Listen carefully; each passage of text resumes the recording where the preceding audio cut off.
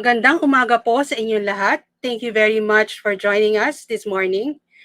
Please sign up for your attendance. The link is flashed on screen. We'll begin with the Philippine National Anthem to be followed by a short prayer.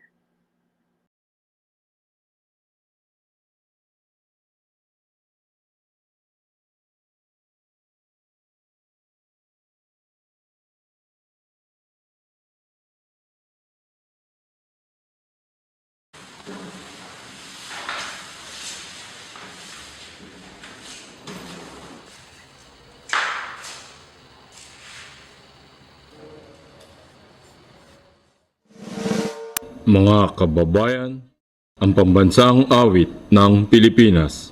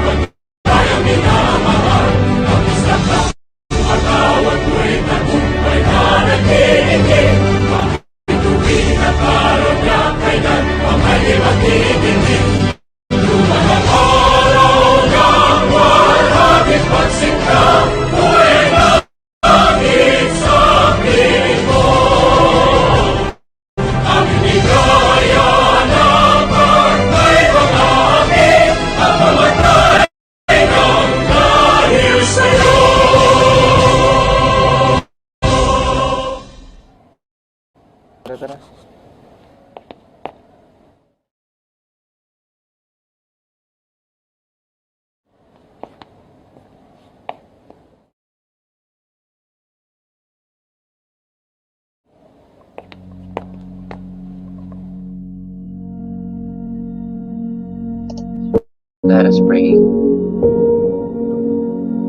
Dear Almighty and ever-loving God, we glorify your name. You have showered us with so much blessings, and your presence continuously reminds us of your faithfulness and guidance. Lord, may we humbly ask for you to shower our speakers today with your greatest inspiration so that they may share the most of their knowledge, heart, and soul to the respective topics. May we also absorb the invaluable knowledge and experiences and put this into practice. We pray that you bless all the committee in charge, that they may be able to fulfill their task responsibly, and the objectives they have set may all be achieved. May your infinite grace lead to the success of this seminar, and may be the living witnesses of your genuine love through the enactment of knowledge acquired through this activity. We ask this in the name of Jesus Christ, our Lord and Savior. Amen.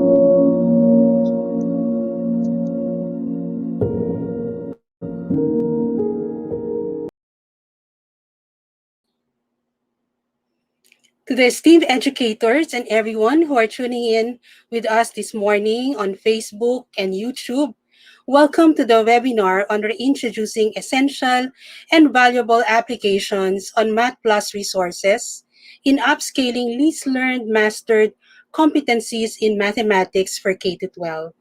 I am Dr. Jumela F. Sarmiento, and I will be your moderator for today. To formally welcome us to this event, let us hear from Dr. Aline G. Mendoza, the Chief Education Supervisor, Curriculum Implementation Division. Let us all welcome Dr. Aline Mendoza.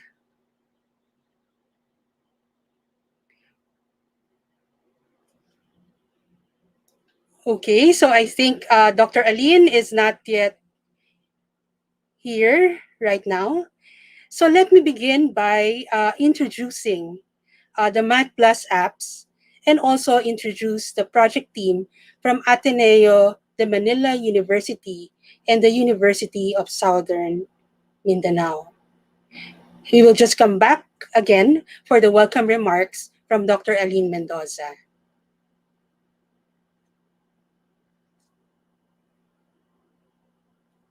Anytime during the presentations, we invite you to type in your questions in the comment section. We will try to answer your questions in the Q&A portion of this webinar. Don't forget to sign up for your attendance. The link will be flashed on screen. Let's begin the presentation. The webinar is made possible through the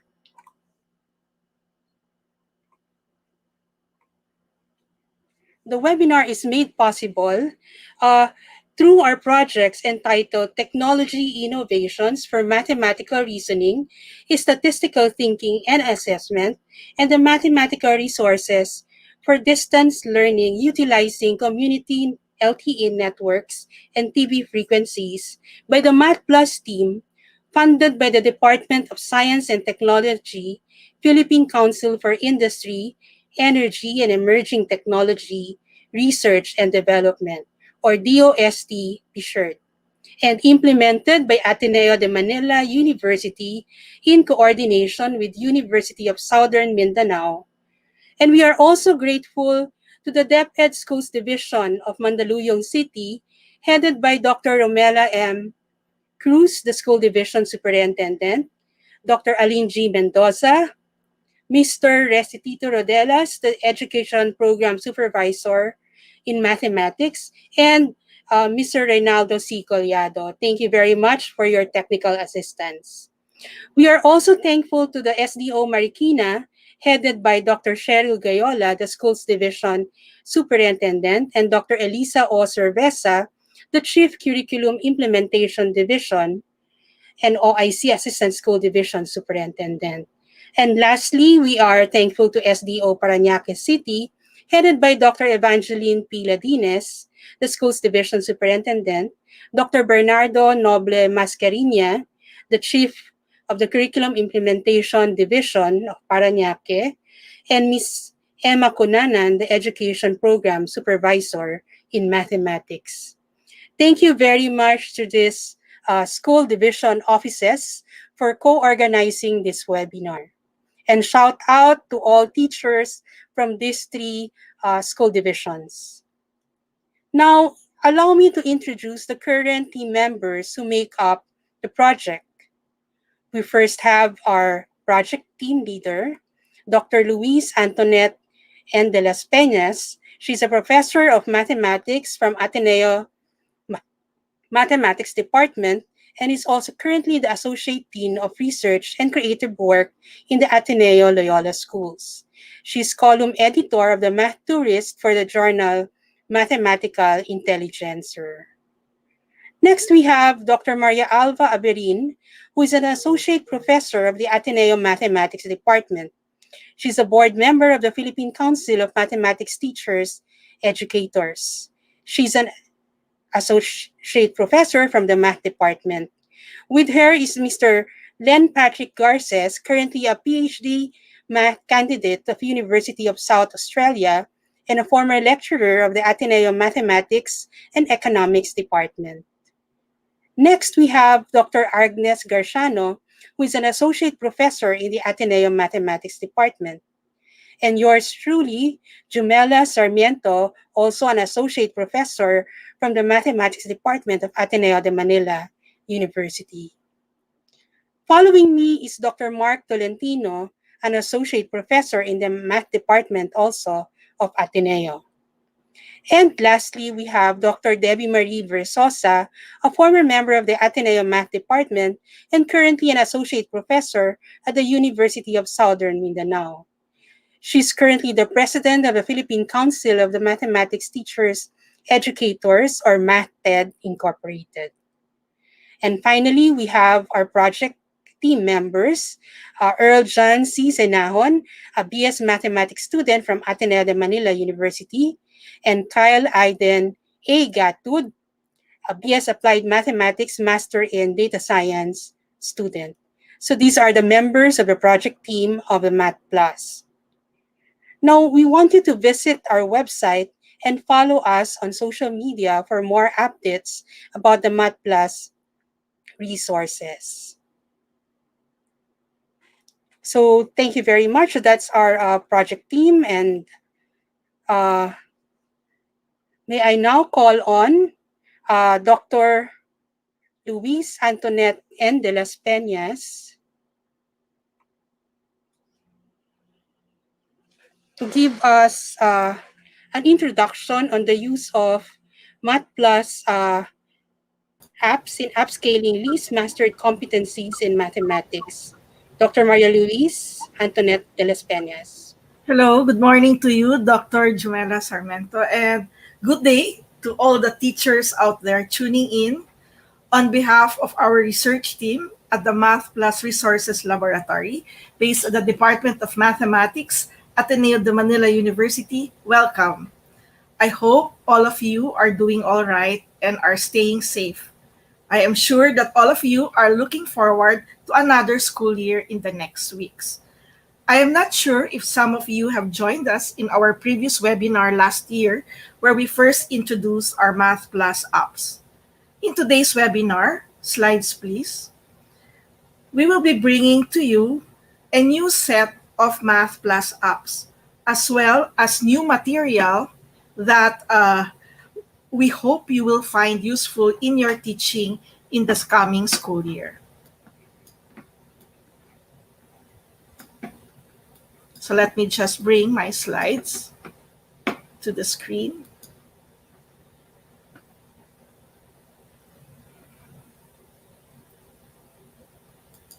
The COVID-19 pandemic has driven a shift of modalities in teaching and learning in schools worldwide. In the Philippines, the Department of Education has called for a blended learning modality for schools in lieu of face-to-face instruction in 2020. And this will continue in school year 2021-2022. DepEd's blended learning approach called for other modalities of teaching and learning and the need to explore alternative avenues for the delivery of information. Blended learning encompasses a wide range of learning modalities, including online learning, printed modules, radio, and television. We propose to supplement these options with interactive mathematical applications that may be used in synchronous or asynchronous teaching and can be played at home by the students. The math apps that we created are based on the K-12 Basic Education Curriculum Mathematics Framework that focuses on the twin goals of mathematics education, namely critical thinking and problem solving. It is also aligned with the DepEd most essential learning competencies. Moreover, it supports the theory of technology in mathematics education. The apps focus on the following strands. The apps also adhere to the following guiding principles. The apps are free and internet connection is required one time during download. The apps can be played even with limited supervision. The apps are interactive and more than just glamorized worksheets. It is also designed for edutainment, wherein the set of apps are designed in a game-like environment for the purpose of mastering mathematical concepts and developing skills. The apps also engage the students in a fun activity whilst they're developing their critical thinking skills. The apps take advantage of the following benefits of technology. There's visualization, developing structural thinking and estimation skills, exploration, interactivity, and feedback. Through the apps, one can have access to real data, have a sense of computational capability, and can do mathematical modeling. The apps that we have designed are proven by research. Our studies have shown that students responded positively to the use of mathematical apps and that there is a significant increase in students' performance after exposure to the apps. The apps employ gamification strategies as well as these promote higher order thinking skills. Number sense and statistical learning can be considered big ideas. According to Simon, big ideas consist of foundational concepts that are necessary for advanced learning, encompass a network of concepts and strategies, provide an organizational structure for further learning, and are apparent in learners' activity. Thus, our project, which we are going, the apps of which we are going to present today, focus on designing towards the development of number sense and statistical reasoning. I would also like to mention that the apps may be used for performance tasks. In preparation for the performance task, a series of informal activities and formative assessments may be performed. Students may initially explore each game option in the app in the form of free play. At this point, the idea is to engage the students' interest and motivate the students uh, so that they are able to reach as many levels as possible. Teachers may also monitor their students by asking them to send screenshots or a written record of their progress. The students' outputs may enable teachers to see some learning patterns and provide timely feedback and interventions when necessary. My colleagues will say more about performance tasks in the next presentations. So here are some examples of the grades 1 to 6 apps. We have the matching game. It aims to help children connect a number to its pictorial representation and to identify number bonds. We have Catch the Carrot. The goal is to estimate the location of the number on the number line. The Game Factors game addresses the need for the students from various grade levels to identify factors and multiples of a given number. So we have also extended the levels of some of our apps, such as Quick Images. The mathematical app, which is web-based, called Censo Escuela Pilipinas, is a rich source of data and resources for teaching and learning grades 1 to 11 statistics. It is a database built by and for students. The CEP survey collects authentic, relatable data from students. The database provides readily accessible data that can be used for various activities. The resources in CEP or Censo Escuela Pilipinas include teaching guides, student worksheets, and video demonstrations dedicated to the use of CEP data in the classroom. And CEP can be accessed at this particular site. So this is what you are led to if you access the site. We have, you can log in as a teacher, your student can log in as a student, or one can log in as a guest. So as a teacher, you can create codes and you can, for your students, have students answer a survey and later on retrieve the data for different activities for teaching statistics. These are some questions which a student may answer in the survey. So their hobbies and free time activities, and we can guarantee that their privacy is protected when they answer the survey. They can also do games while answering the survey.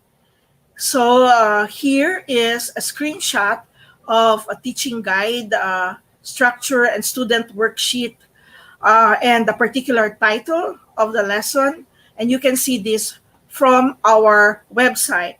So as Dr. Jumela mentioned earlier, please visit our website, mathplusresources.wordpress.com, to explore the different resources that we have prepared for all of you. So I would like to mention that you can download the grades 1 to 6 apps by grade level and strand, or we have also organized the apps in alphabetical order, and you can download these in the manner you want. So here is a sample alignment with the most essential learning competencies for grade 1 mathematics. So the topic is given and the most essential learning competency as well as the corresponding app. So you can be guided as to what particular app to download for a given most essential learning competency. So we have also a number of instructional videos to guide you in the website. So as Dr. Sarmiento mentioned, these are our social media links and you can also send us an email. I'd like to thank our DepEd partners. Dr. Sarmiento mentioned some of our school division office partners. So we have Makati, Marikina, Mandaluyong, Quezon City, and I'd like to also thank School Division's Office Paranaque for helping us today in organizing this webinar. So aside from the Math Plus project team, you might have noticed this person here who is also a valuable member of our team. He is Banoy Bilang. So Banoy Bilang, Banoy means eagle, and Banoy is blue because we love blue, and Bilang because Banoy loves to count. So I guess I'll stop my presentation here, and thank you very much for listening and enjoy the webinar. So back to you, Dr. Sarmiento. Thank you very much, Dr. De Las Peñas. Now, I would like to remind our viewers to sign up for your attendance. The link is flashed on screen. Also, send us your comments, your questions through the comment portion, no? Either on Facebook or on YouTube. Now, to formally welcome us to this event, we have Dr. Aline G. Mendoza, the Chief of the Education Supervisor Curriculum Implementation Division of Mandaluyong City. Let us all welcome Dr. Mendoza. Thank you, Dr. Jumela Sarmiento. Um, yes, a pleasant day to everyone, to our dynamic leaders, of course, here in SDO Mandaluyong, Dr. Mel M. Cruz, of course, to our OIC SDS, Dr. Ruel Alfonso, our chiefs and our education program supervisors, the prime mover, our collaborator of this activity, our education program supervisor in mathematics, Mr. Reste Rodelas, to our generous partner benefactor, the Ateneo de Manila University. I just catch the name, the Project Math Plus team. Um, I was not able to get all those names, but I would like to say uh, to Dr. De Las Peñas, who shared the Math Plus to us. And of course, to the rest of the team, good morning po sa inyo lahat. On behalf of our SDO Mandaluyong family, led by Dr. Mela M. Cruz, I would like to welcome everyone to this webinar on reintroducing essential and valuable applications in math or REVAMP resources in upscaling least mastered competencies in mathematics for K to 12. This is another milestone, a worthwhile joint endeavor between our SDOs and the Ateneo de Manila University. Ateneo de Manila University as educational institution never failed to extend their arm, their hands, their talent, their skills to other professional family members like us. Thank you for sharing your best practices in your campus, for reaching out and going out your way to be our partner of choice to help capacitate our people.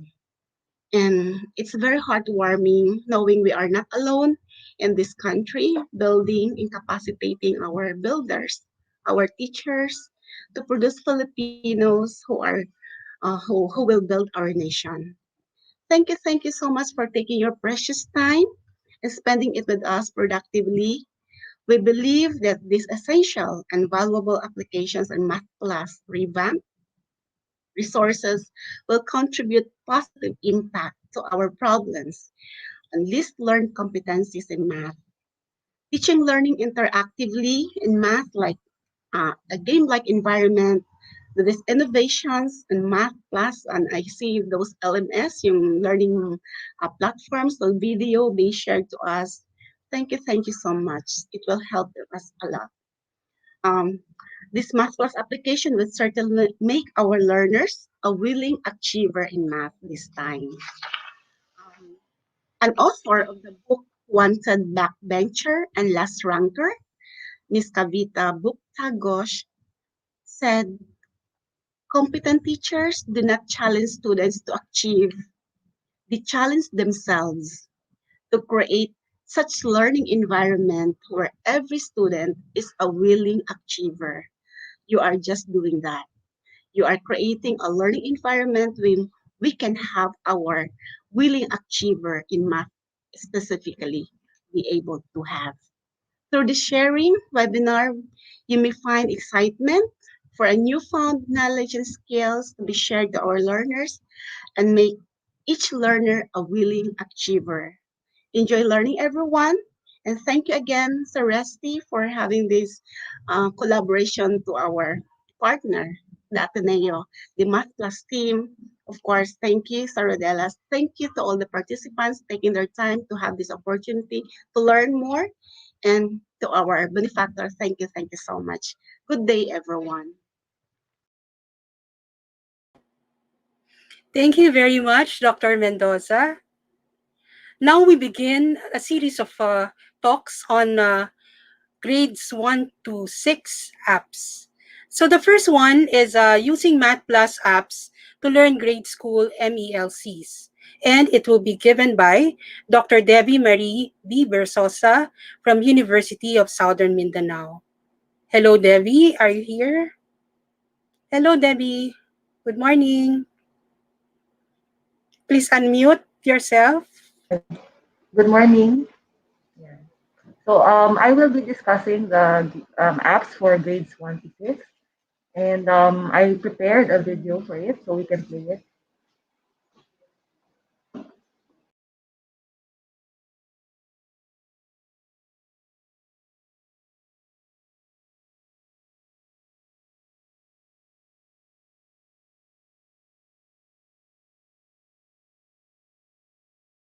I will be discussing how Math Plus apps can support the learning of grade school mathematics.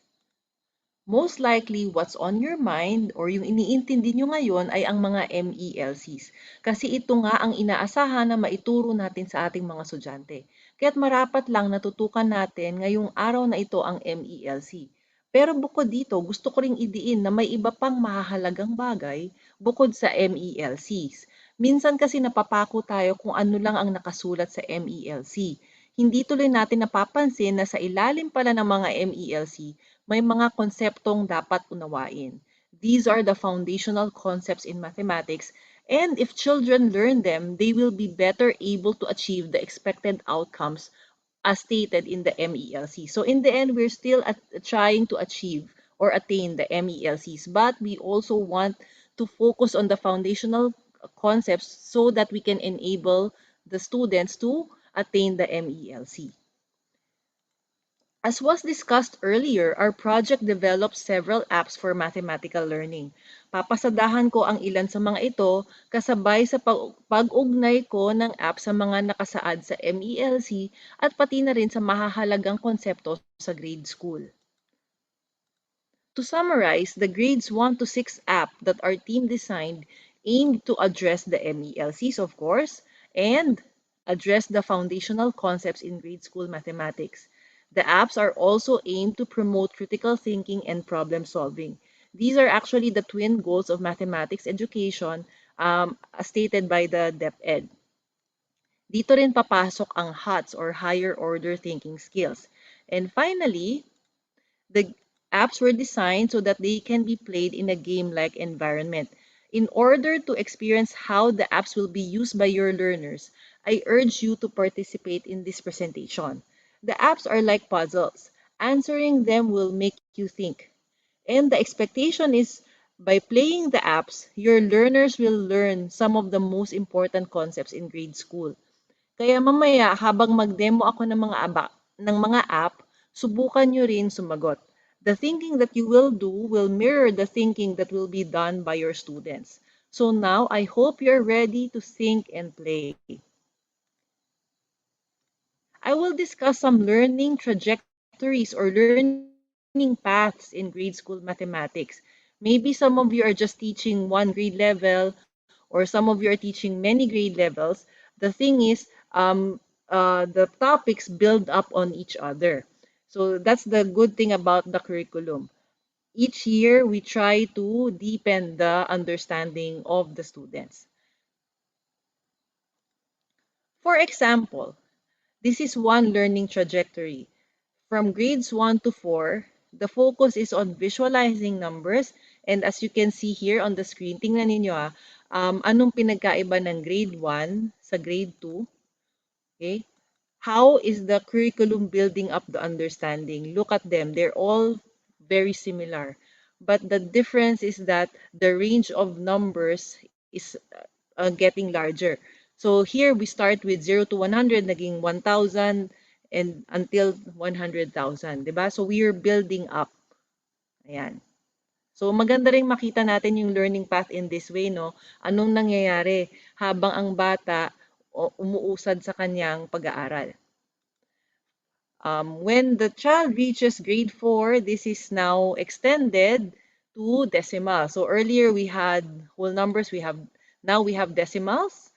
And then for grade 5 and 6, we still build up on the decimals. Notice that one important skill that was shown in the learning trajectory was visualization. Another is that these skills can be more easily learned if the learners have already mastered the basic facts. Isipin nyo gaano kahirap mag-compute kung hindi pa nakakabisado ng bata, kunwari ang 9 plus 3 o kaya ang 15 minus 7, tapos magbibilang pa siya. Mahirapan siya sa mga lesson, di ba? So, kailan ba dapat makabisado na ang basic facts ayon sa curriculum? Anong palagay ninyo? Kailan dapat makabisado ng bata anong grade? Okay. Papakita ko sa inyo. Dito pala, sinasabi sa curriculum, it's implied by the curriculum that basic facts must be mastered in grade 1. After grade 1, there will be no MELCs that target the basic facts. I think you know that for those who are teaching higher levels than grade 1. Hindi na babalikan yung mga 2 plus 7, 9 plus 3, ganyan. Wala na, dapat memorize na sana. Well, one problem that we can see here is that these are all expected to be learned in 2 weeks. So 2 weeks for addition, 2 weeks for subtraction. And the thing is, basic facts is just one of 3 components. This is just part A. We still have part B and C. And we're expected to teach this to grade 1 students, di ba? So this is not very easy. And this is why maybe some of you feel the need to perform some remediation. So paano nga ba or ano kaya ang mangyayari kung ang bata hindi natutunan ang basic facts by grade 1? Tingnan niyo itong picture, siguro medyo familiar ito sa atin, ano? Ito siguro yung kinahihinatnan or kahihinatnan ng hindi pagkabisado ng basic facts. Siguro kahit grade 6 nang tinuturuan ninyo, posible na may estudyante kayo na nagbibilang pa rin ng paisa-isa. Ito sana ang matutukan natin na even if they're beyond grade 1, perhaps we can provide them some apps that they can use in order to strengthen their knowledge of the basic facts.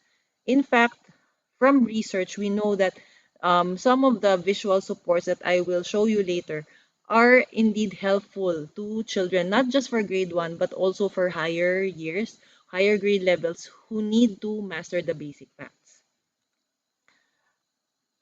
An obvious problem is that it's not easy to memorize. This is the addition table. Wala pa yung subtraction, no? And you can see here that there are 100 facts. It's very difficult to memorize. which is why the strategy we will use is to use visual patterns, and then because of the visual patterns, we can rely less on memorization. The underlying concept is place value and grouping by tens. So for early place value, this is the important strategy rather, thinking by fives or tens. How can we help students think in groups of 5 or 10? Maybe for us, it's easy. Pero sa mga estudyante, hindi lahat yan sila. Pag may nakitang 5, hindi 5. Ang tingin nila dyan, 1, 2, 3, 4, 5. Kailangan isa-isa. They don't see a group of 5. So we have to train them. And one teaching material suggested by research is the use of the 10 frames, as you can see here. And the suggested strategy is called subitizing. What do we mean by subitizing? It means showing a number very quickly. Why do we have to show the number quickly? So that the child is forced to think of other strategies. Hindi lang yung bilang sila ng bilang ng paisa-isa. Medyo ma-encourage natin sila. We can encourage the children to think of other strategies. And the app that will help children see visual patterns and hopefully lead them towards mastery of the basic facts is the Quick Images app, as you can see here. Okay, this is the Quick Images game. So if we choose a level, for example, 1 to 10, normal, play. So may mga dots makita, but they disappear, and then the user or the learner has to figure out how many. So i-click lang natin, 1, ganyan. And then the reason bakit nawawala siya para hindi magbibilang ng paisa-isa ang mga bata. So for example, dito makita niya you have 10 here, okay? 10, okay, 1. And then here, may imagine ng mga bata, may 4 and 1. So it's also practice on addition. Okay? You also have a larger set to 10 frames. So maraming mga pwedeng ma-practice dito sa app na ito.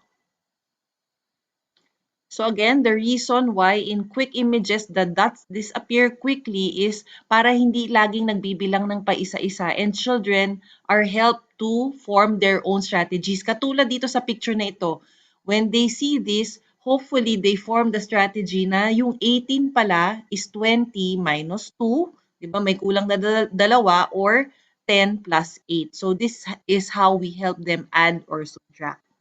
Visualizing numbers is not just for one-digit numbers. Another app that I want to demonstrate in terms of promoting visualization is the matching game. This is the matching game, and then there are several menu items here, and then these topics here can be used from grades 1 to 6.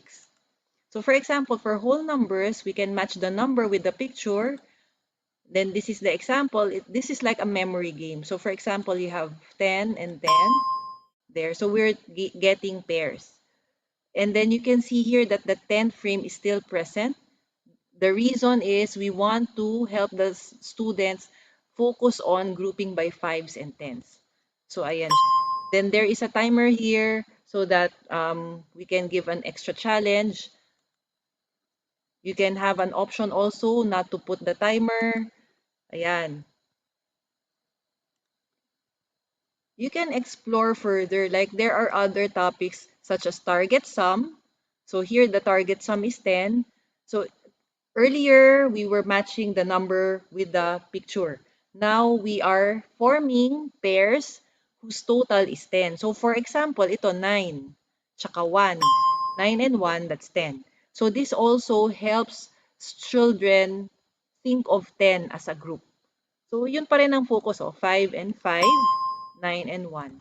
So this will again help them recall the regrouping.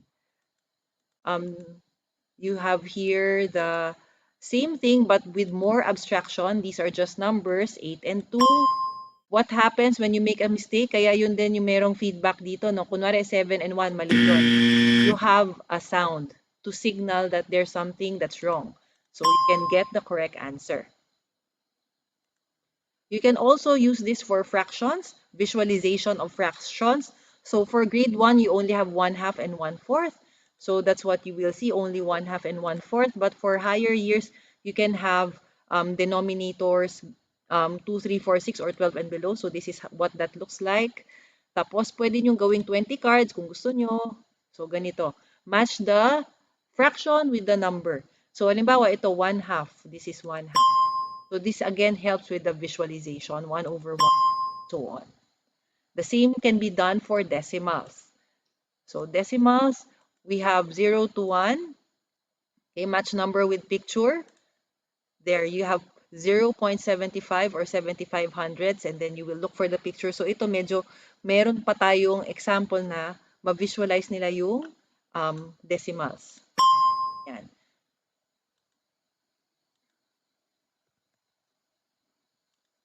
There is also a target sum for decimals. You can choose whether you want to use tenths or tenths and hundreds.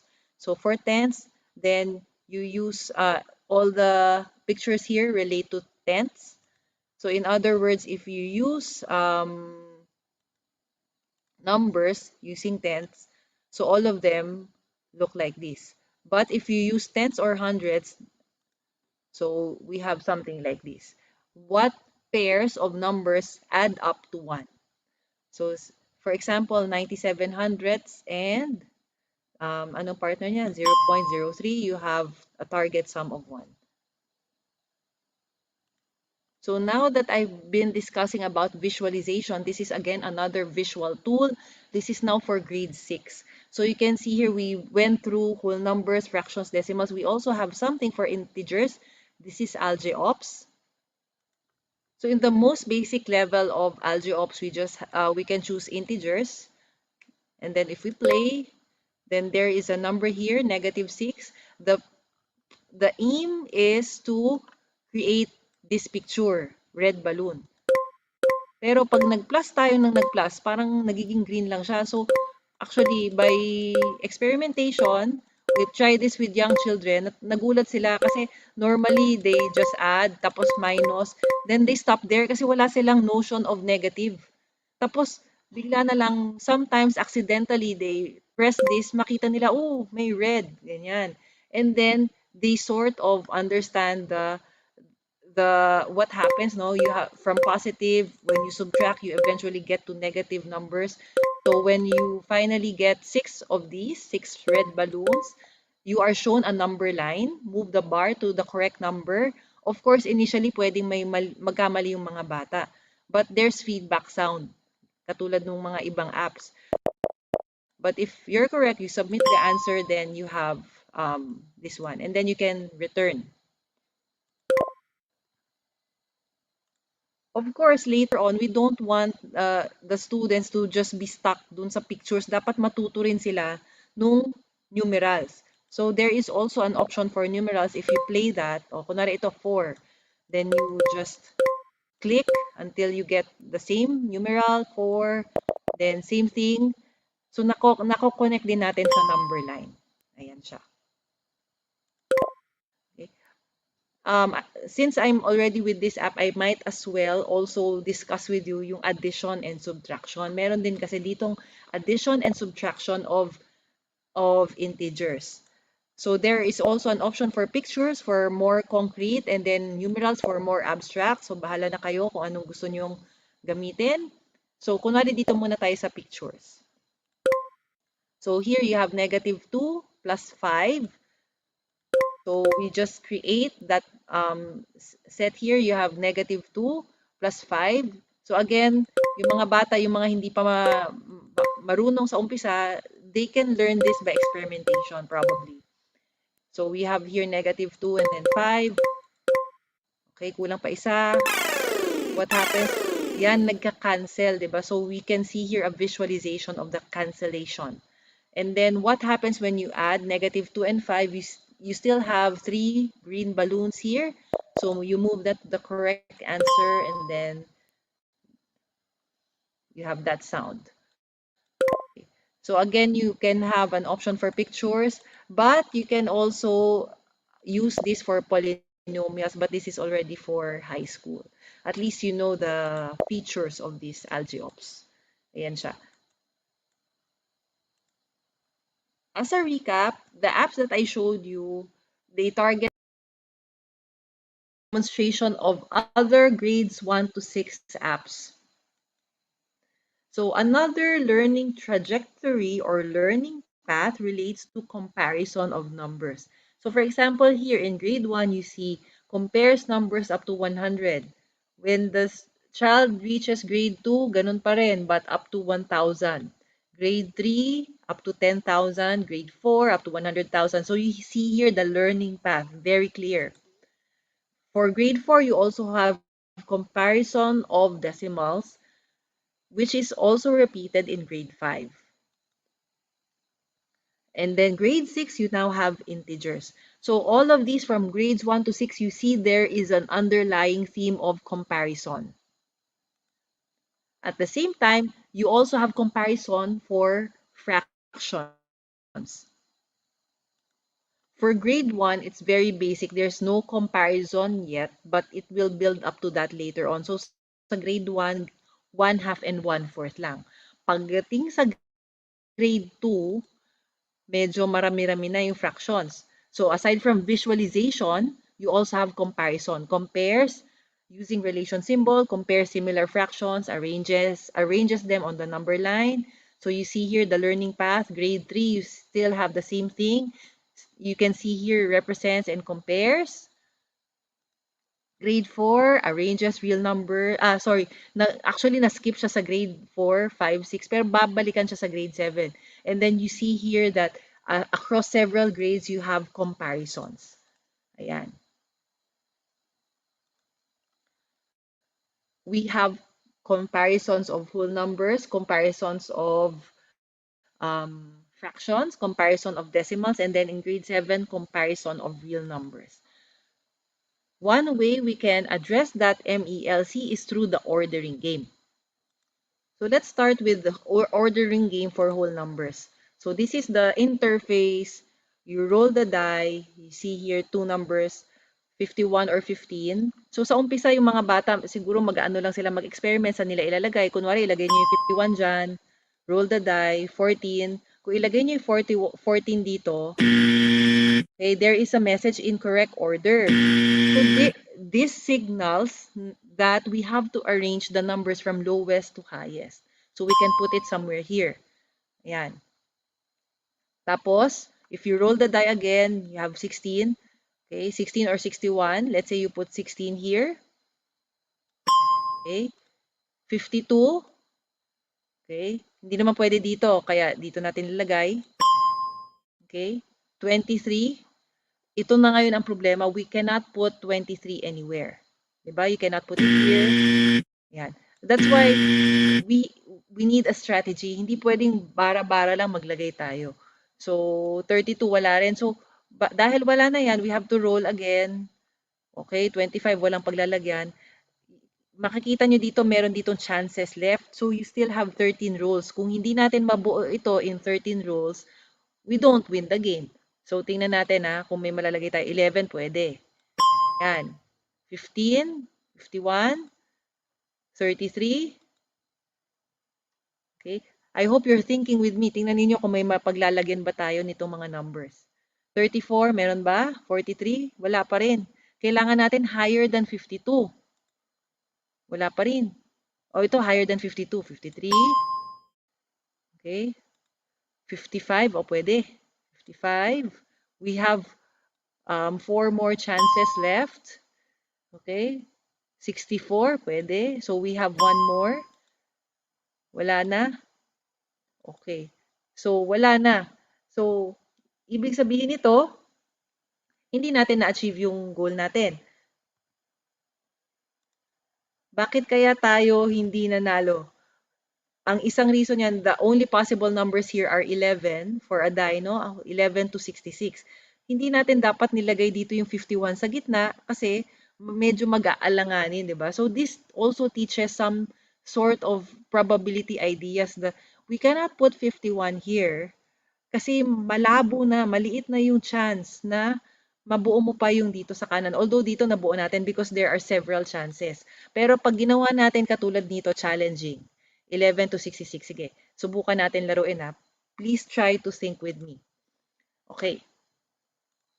Remember, 11 to 66 lang. Piliin niyo anong number gusto nyo. Let's say 15. Saan nyo ilalagay ang 15? Okay. Remember, it's 11 to 66. So probably you can put 15 here or here. O sige, lagay natin dyan. 24 or 42? Where do you want to put them? Okay, kunwari 42 ilalagay natin. Saan nyo ilalagay ang 42? So, kunwari dito. 33. Saan nyo ilalagay yung 33? Dito? What about 31? Ang maganda to, malapit sa 33. Ayan. 51. Okay. Pwede pa naman siguro dito. Up to you. So, ako muna. Let's say here. 51. Parehong hindi natin malagay. 25. Okay, we can put 25 here. Okay, 14 hindi. 41, okay, can be placed here. Okay, dalawa na lang hinihintay natin ang problema. There's only one chance left. Hindi kaya. So, you can see here, you need to think strategically. And there are also options for fractions. Ang maganda sa fractions, there is going to be a representation. Kunwari, 1/5, merong 1/5 dito sa gilid. So, like if you can put 1/5 there, 1/2 is larger than 1/5, so you can put it somewhere on the right. 2/4 is equal to 1/2, so may equivalent fractions pa tayo. 5/6, medyo mahaba-haba na to, no? So we can put it on the right. Tingnan natin kung mabuo natin. We have 5 chances left. 3/4, ayan. 1/6, 1/6 ay maliit. Problema, wala nang space. Hindi pwede dito. Incorrect order. 4 more chances. 1/5, meron na. 3/5, wala. Mas malaki siya sa 1/2. Ayan, mas malaki siya sa 1/2. Wala na. And then we run out of chances. So kung medyo mahirap yon, syempre, dito muna tayo sa medium. Okay? So we also have integers. Ayan. You can modify the range. Kasi kanina pinakita ko na pang grade 1 to grade 4, di ba lumalaki lang yung number? So pwede namang hindi lang 11 to 66. Pwedeng hanggang 99,000. Okay? So, ayan, makakita nyo na. So, bahala na kayo saan nyo ilalagay. Medyo mas mahirap na ito, 11,000, di ba? So, you can estimate where to put them. 33,000 and so on. So, I will not finish this, but you get the idea, I think. Okay? Tapos, integers, ganun din. Medyo humihirap na to. So, for integers, meron din tayong maraming values. Ayan. So you may have noticed that in the ordering game, the distance between the squares is not relevant. So katulad nito, 15, 23, yung distance niyan 8. The difference is 8, yung 15 and 23. Pero, hindi naman ibig sabihin na tigi 8 yung bawat square, di ba? So the distance is not important. So in a way, this is not very difficult. Another app, which is which takes care of the distance, kailangan talaga mag-estimate, is the Catch the Carrot app. So, this is another app that you can play. Dito, mahalaga na talagang matumpok ninyo sa number line yung location ng number. This is the Catch the Carrot app. So here you can choose a grade level. Okay, click play, 0 to 10.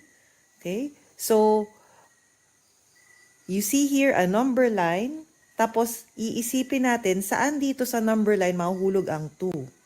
Okay, so you will have feedback here. So this gives us practice on estimation. This is just for grade 1. Of course, there are levels depending on the grade level. So let's say we choose grade 5, pwede na tayong from 0 to 1,000. So halimbawa dito, okay, we now have 0 up to 1,000. 300 is around here. Okay, kung mali, so you have feedback there. So you have 952 and so on. There are also options for fractions. Okay, let's say you look at grade 4, you have unit fractions. Okay, so for example, you have here a rectangle where is 1/4. So it's around there. Okay? So meron din tayong for improper fractions and all of those. So this just gives you an overview of what you can see here in the Catch the Carrot app. So that was the Catch the Carrot app. The idea is very simple, but I challenge you, subukan ninyong laruin itong Catch the Carrot. Minsan talagang kala natin tama yung estimate natin, lalo kunwari 0 to 1,000 na. Hindi pala siya madali. And it's, in a way, it's a game, di ba? So medyo pwedeng matuwa rin yung mga bata. So may mga research kasi na nagpapakita na may mga bata, usually they can identify 50. Pero tanongin niyo yung ibang numbers, minsan hindi na. So even for adults, nung nilaro din namin, parang kala namin nandito yung pala mali. And it's a good way to learn, di ba? Estimation. And at the same time, hindi lang siya pang whole numbers. The Catch the Carrot app will also include fractions and decimals and integers. And then this is an article from the Wall Street Journal, and then it discusses or it talks about the results from a study. I'll read it for you. Knowing how to place fractions on a number line in third grade is a better predictor of kids' fourth grade fraction skills than calculation ability, working memory, or the ability to pay attention, according to a recent study of 357 children headed by Nancy Jordan of University of Delaware. So this research was conducted in the US, and then ito yung nakita nila yung matukoy nyo lang yung tamang pwesto sa number line. Kung ang bata kaya niya yung gawin, it predicts mathematical ability in the fourth grade, and their study even found that those advantages carry over to the fifth grade. So ganun pala kahalaga yung matuto tayo kung nasaan yung mga fraction sa number line. Kasi kung hindi natin alam kung anong ibig sabihin ng fraction, mahirapan na tayo sa iba. Hindi natin malalaman kung tama yung sagot natin. Kailangan maintindihan ng bata na yung fraction, halimbawa 3/5, isang number siya, 3/5. Hindi lang siya 3 tsaka 5, isang number talaga siya na 3/5. And 3/5, lagpas siya ng kalahati. So may idea na ganun. So that's the thing that we hope to develop with the Catch the Carrot app. Catch the Carrot app. Now let me move on to another learning trajectory or learning path in grade school.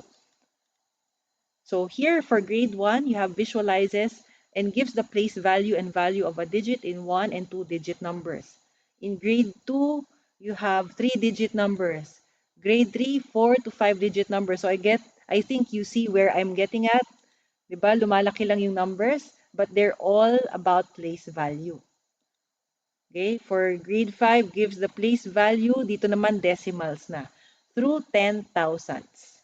So all of these relate to place value. I want to emphasize also that place value is not just about knowing the names. Hindi yung i-memorize lang natin na ito ay hundreds, tens, and ones. For decimals, it's not just memorizing that the number after the decimal point, yun yung tens, tapos hundreds, hindi ganon. So of course, we have to know the name, but we have to know the value. Kaya nga tinatawag na place value. We don't just know the place, we also know the value. What do I mean by knowing the value? Okay, so in the example below, one must know that 3 means 300, 5 means 50, and then of course you have 8. So 358 is 300s, 510, so 50 yon. And 8 ones, hindi yung alam lang natin yung label na hundreds, tens, ones. No, we also have to know the value. Mas malaki pala yung value ng 3 kaysa sa 5 dito. Ayan. And one of the apps that can help students understand place value is the frame game. So again, we're not just focused on knowing the labels. That's a very simple thing to learn, diba? We just memorize the labels. What's important here is to know the value. So gawin natin yung frame game. In the frame game, we have several menu items. So we can choose. Dito muna tayo sa 1 to 100. Ayan. You have options also. In terms of increasing abstraction, we have pictures, money, digits. Very abstract na yung digits. Okay, we also have basic and advanced. So let's go through some of them, some of the features. So here you have a target number 83. And then, the current number is 30. Yung 30 na ito, makita dito. You have 30 mangoes. If you add 1, medyo matagal bago natin maabot itong target number, di ba? Mahirap. So, we can add by tens. And you can see the visualization. Every time you add by 10, the tens digit moves. You have 56, 66.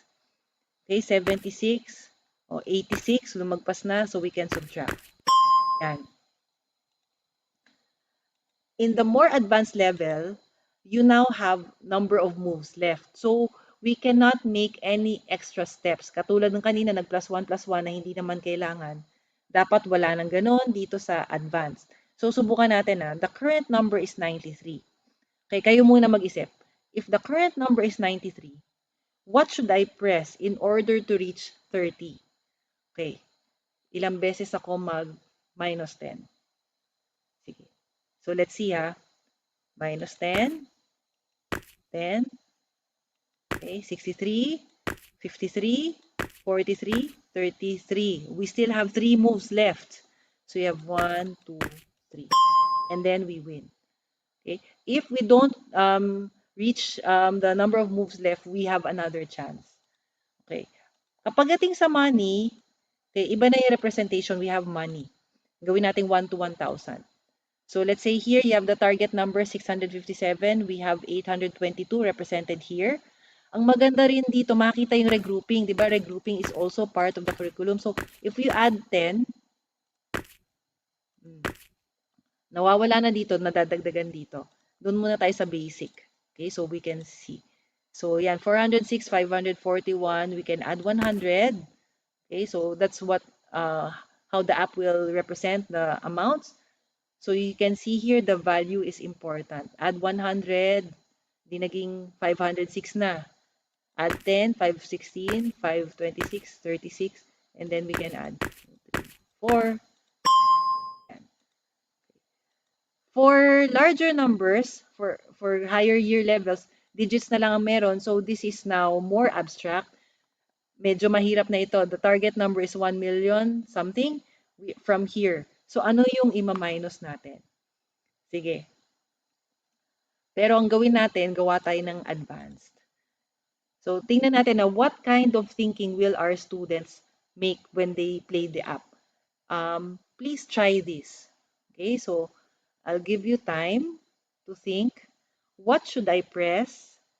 I am now at 312,841. Kailangan ko ng 7 million. I have 21 moves left. Okay? Sige, so let's try this.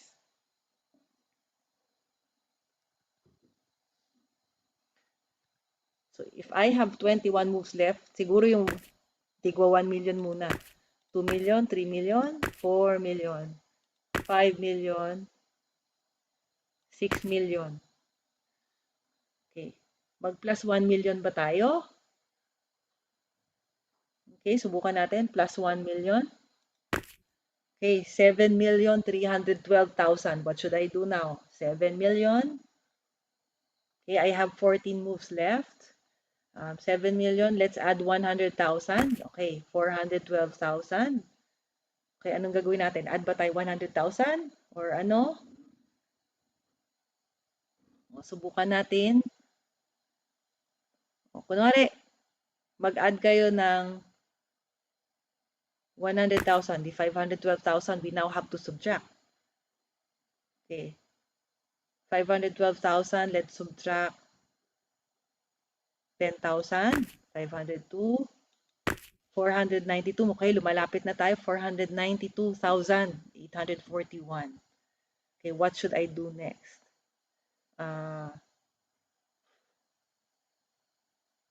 Okay, 2,000, gusto kong gawin 3,000.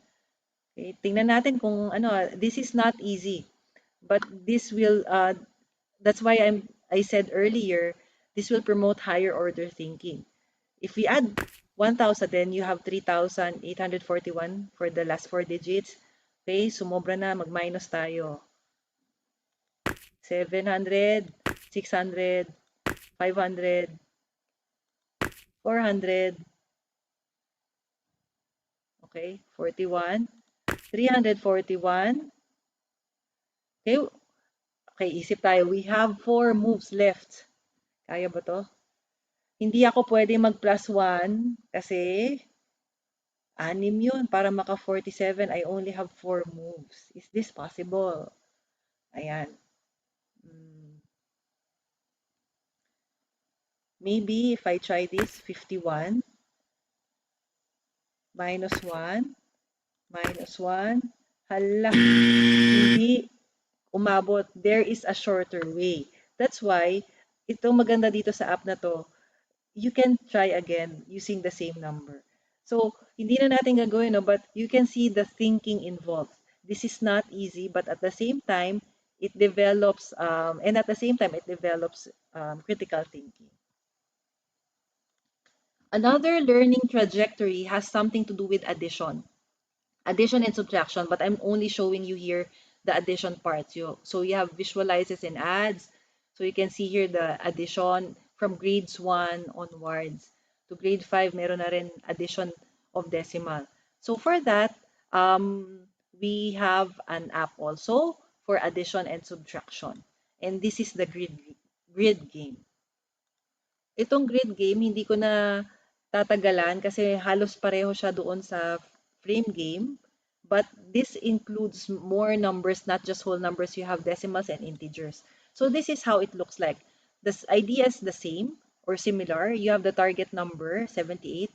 If you're at 82, so how can we reach 78? So we can click that, di ba? Ayan. Let's explore. For warm-up, this is similar to what you saw earlier na meron ng moves left. So if the target number is 97, how can we reach 97 from 29? So we can add, yan. Okay. For the advanced, it's the same, pero wala na yung number. So this is now more abstract. You can also change to 1,000. Medyo mas mahirap na to. A target number is 224 if you are at 590. Yan, so you have something like this. So I won't go into that. Subukan nyo, medyo challenging din ito. Okay, pag challenging, wala na yung grid. It's all, it's only the numerals that appear. So we see increasing abstraction. And the moves left actually urge you to think more deeply. So higher order thinking talaga. And to give you an idea how the decimals will look like, so ito siya, tingnan natin yung explore. So we can add 0.1 or plus and minus 1/10, diba? And then you can see how each move affects the number. 0.49 plus 0.1 and so on. Ayan. So pwede yan sa decimals, pwede rin sa integers. You can see here, well, ito medyo madali ito, di ba? The target number is -44. Okay, kasi nasa taas lang. Pero isipin nyo, plus ba to o minus? Anong gagawin natin? We are at -94. We want to reach -44. So we add 10. We add 10. Ayan. So if you try this, this will actually be very challenging, especially for some numbers, and especially if you choose a larger range, like 1 to 1,000. Katulad nung nakita nyo kanina. Doon sa frame game, challenging siya pag lumalaki yung number. Target number is another app. Dito sa target number, subukan nyo na sumagot din. Dito muna tayo sa greatest sum. So I have to swap na numbers so that the answer here is largest. Okay? So kasama rin to sa competencies na estimating the sum of a number. So ano kayang dapat gawin ko para pinakamalaki yung sagot?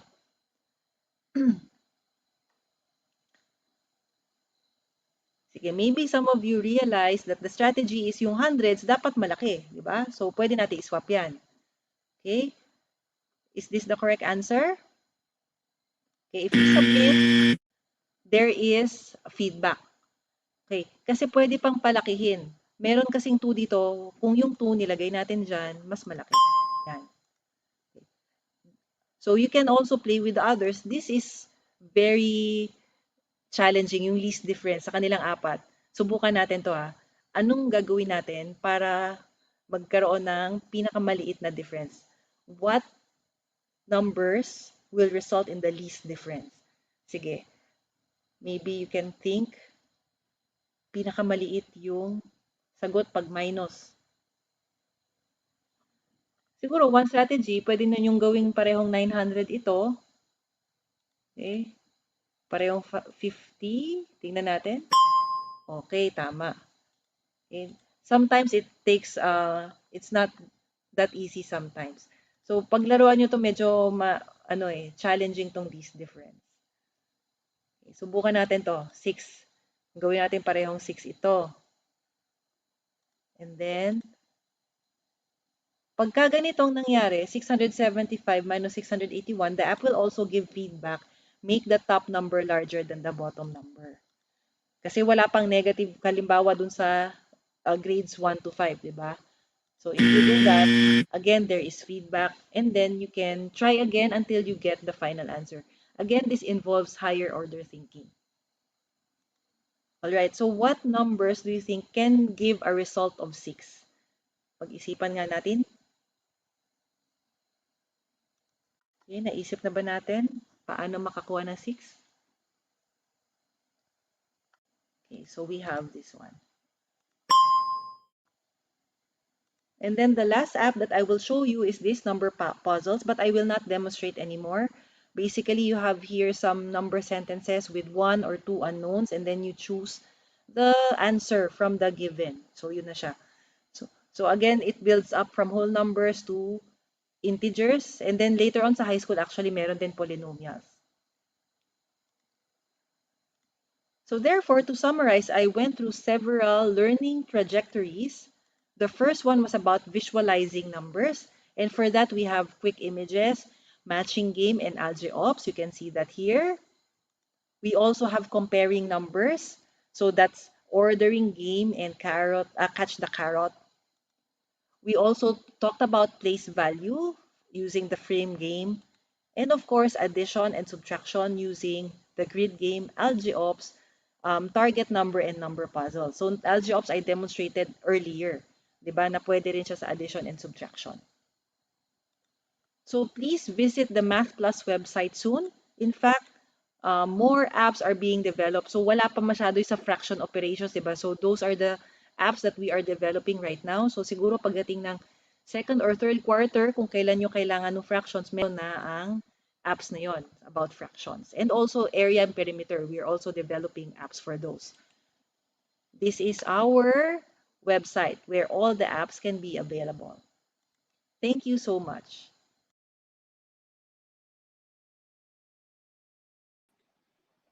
So those were the grades 1 to 6 apps, and notice that I focus mostly on whole numbers and then fractions and decimals. The next speaker, Dr. Sarmiento from Ateneo de Manila, will discuss a separate topic, which is multiplication, divisibility, and factors. So Dr. Jumela? Thank you very much, Dr. Versosa. Sobrang dami ng apps na na-demo mo, no? Kumusta kayo, our dear viewers? How are you? Have you signed in sa attendance natin? It will be flashed on screen again. Dr. Versosa is streaming from Mindanao while I'm currently here in Marikina. So shout out to our dear viewers, our dear teachers from Marikina. So I will just be describing, telling you more about one app, the multiplication app. Let's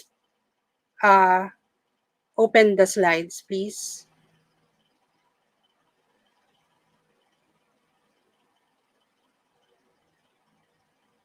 Discussing teaching and assessment strategies using the multiplication app.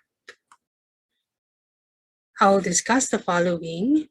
We will consider the most essential learning competencies that are related to multiplication.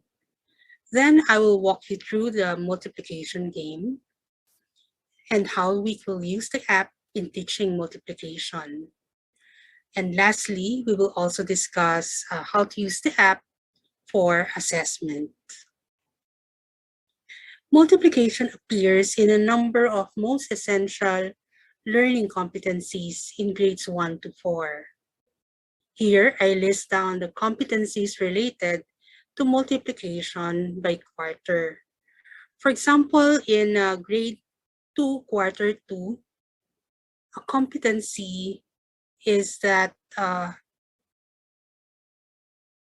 we illustrate multiplication as repeated addition using groups of equal quantities, arrays, counting by multiples, equal jumps on the number line. We also have other learning competencies related to multiplication in grade 2, quarter 2.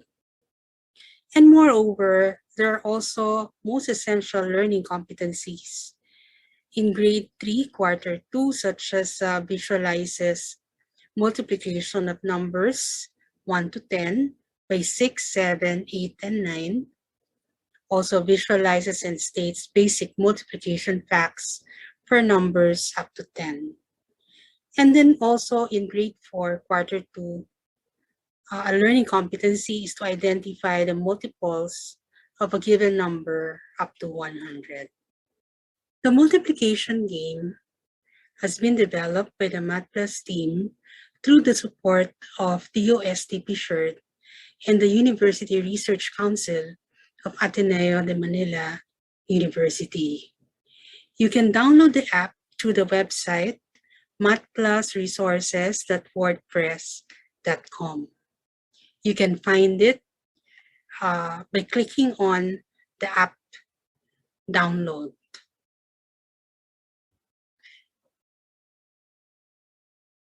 The multiplication game facilitates mastery of the multiplication table through research-based representation, like skip counting, repeated addition, and array models.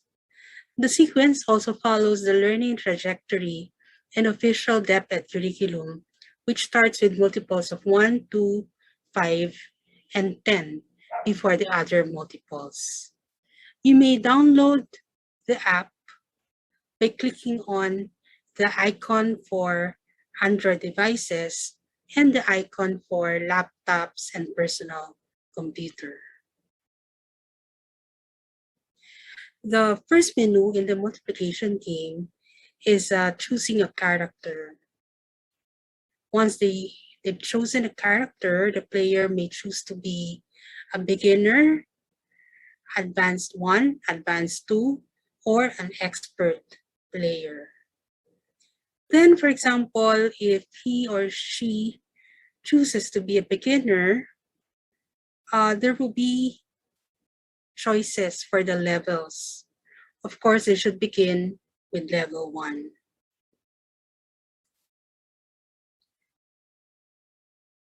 So let's watch the video, which will walk us through the use of the multiplication app.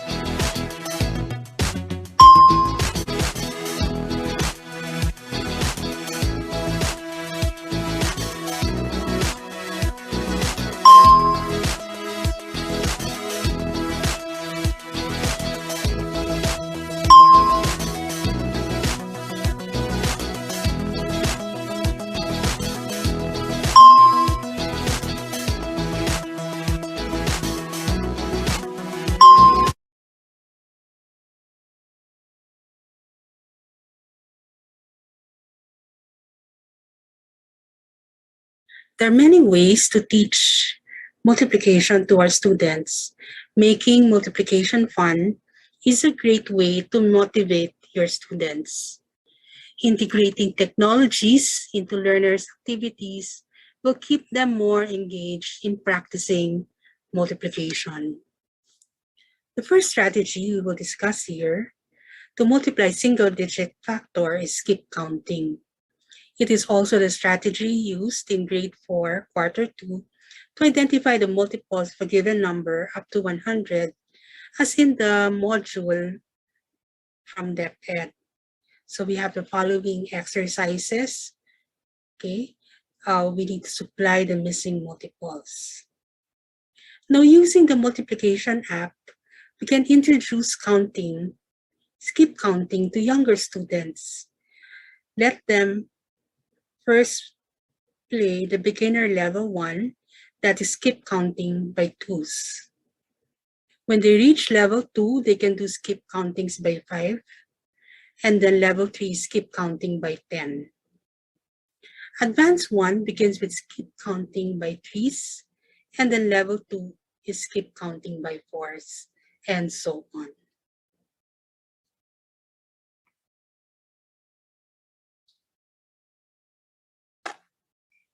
Multiplication may also be illustrated using equal jumps in the number line.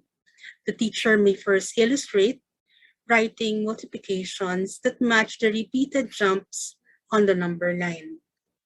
And then using the multiplication game, students may use skips of 2 and skips of 3, for example, to help them multiply by 2s and 3s. In the multiplication game, players input the missing multiple in the number line. For beginners, levels 5 to 8, students play with multiples 2, 5, and 10. For advanced 1, players should play levels 5 to 8, okay, so that they can deal with multiples of 3, 4, and 6. In advanced 2, levels 5 to 8, students play with multiples of 7, 8, and 9. The next strategy that we will discuss is repeated addition and the use of array. Countable manipulatives turn multiplication into hands-on concept. If it were face-to-face, I am sure you will be using buttons, bottle cups, or any objects that can be grouped or formed into an array. Maybe you can ask the parents to do it for you because it will be a challenge in this online setup. From the DepEd module, we have the following parts, no? Discussing how to write a multiplication equation using repeated addition and array. For example, 2 plus 2 plus 2 plus 2 plus 2 is equal to 10, and the corresponding multiplication sentence is that 5 times 2 is equal to 10. Now, using an array, multiplication is also illustrated by giving 8 houses in 2 groups of 4. So 2 times 4 is equal to 8. Now, using the multiplication game in the beginner level 9, players give the product of 2 times 5. When they press 10, the app will show that it is like 2 groups of 5. In the advanced 1, level 9, students play with multiplication equations involving 3. For example, 3 times 10, which is 30, is 3 groups of 10. In the expert level 1, players are shown red dots on an array, and players input the number of red dots. For example, on your screen, you can see 6 red dots. Therefore, players would press 6. In the expert 2 level, there will be more red dots that players must use multiplication to count the number of dots. So as the number of red dots become bigger, players will refrain from counting each dot one by one, but would rather use a multiplication equation to get the number of dots. Hopefully, by the time students reach the level, they know how to multiply mentally.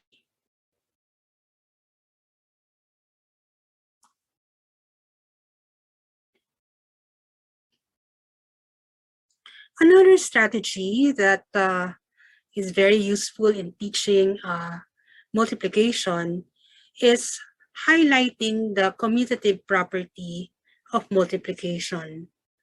If students understand the commutative property, they will be able to handle multiplication tasks more effectively.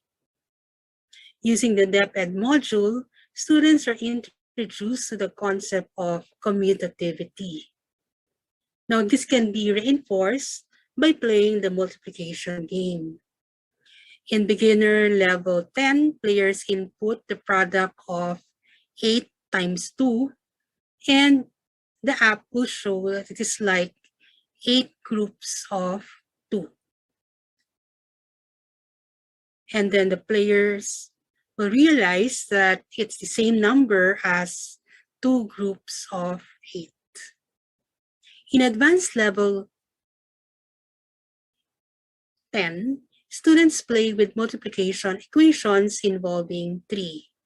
For example, 9 times 3 is 27, and the app will show that it is 9 groups of 3. So that is how the multiplication game can highlight the commutative property of multiplication.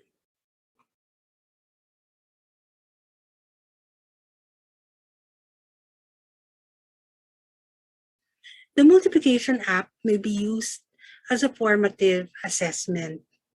At this point, the idea is to engage the students' interest and motivate them to reach as many levels as possible. So let them play. Just let the children play with the apps for a fixed amount of time per day. For example, 15 minutes per day. Let the children enjoy and reach as many levels as possible. The teachers may monitor their students by asking them to send screenshots or a written record of their progress. The students' output may enable teachers to see some learning patterns, and they can also use this record to provide timely feedback and interventions when necessary. Because maybe for younger students, it's difficult to ask them to send you screenshots of their games, then it will just be easier if you ask them to record using pens and paper. After a series of informal activities and formative assessment using the app performed by our students, they will now be more ready to do more structured activities or even a longer performance task. As you know, performance tasks are applications of knowledge. They may not be limited to a single correct answer. They should demonstrate learning through transfer to new situation. Here, I'll discuss 2 sample tasks.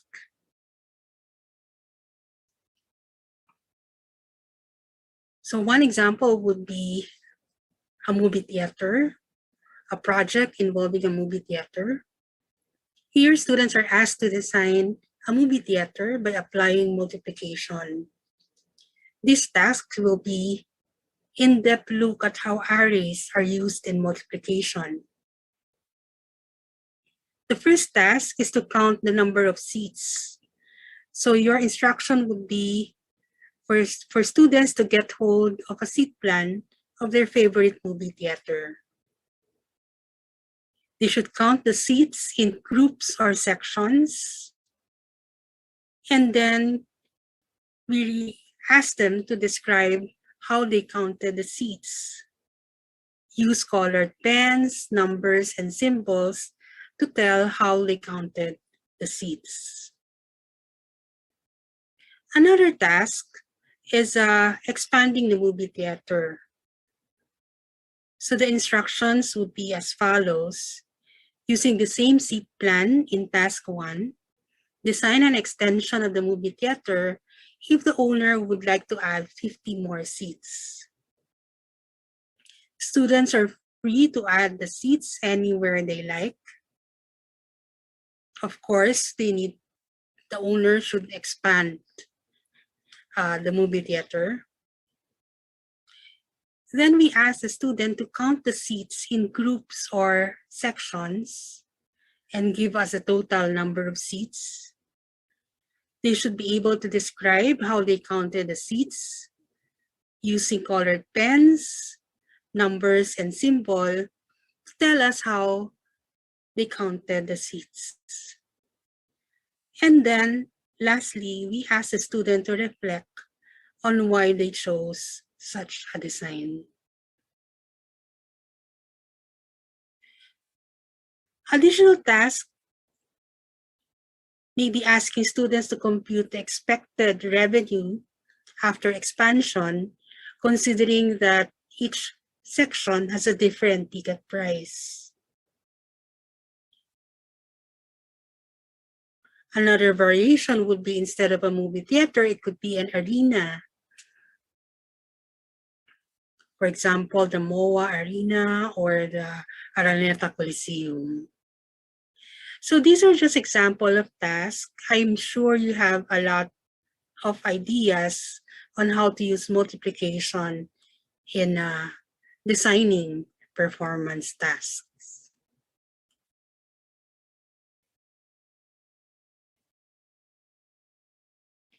So lastly, let me end with the following links.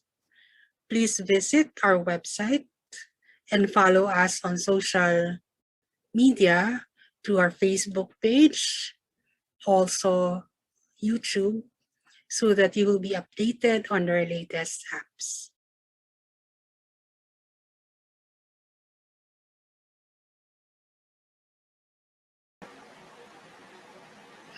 Thank you very much for watching.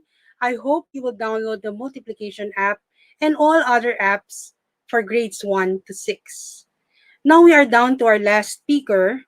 Our next speaker is Dr. Mark Tolentino, who will tell us more about Mathplus applications for probability and statistics in the elementary level. Good morning, Dr. Tolentino. Hi, good morning, Dr. Sarmento. Thank you very much for your presentation and the introduction. So sa lahat po ng mga teachers na nanonood sa atin ngayon, magandang umaga po sa inyong lahat. So I would like to begin my presentation. Please let me share my screen. Hi teachers, I'm here to present our Mathplus applications for probability and statistics in the elementary level.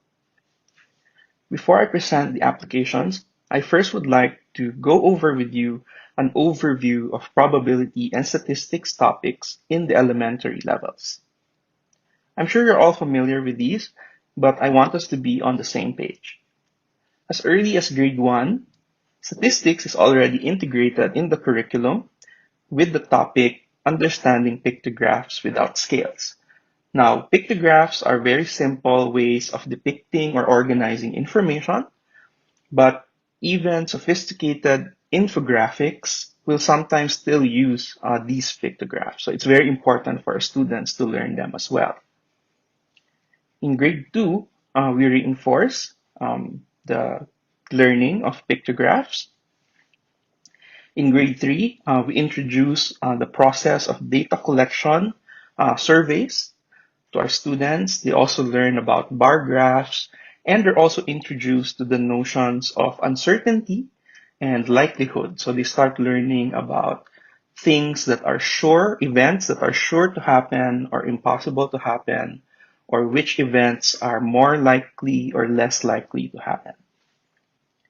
In grade 4, we continue on data collection, organizing data in tabular form, and then they learn more about bar graphs, and they also learn more about probabilistic experiments.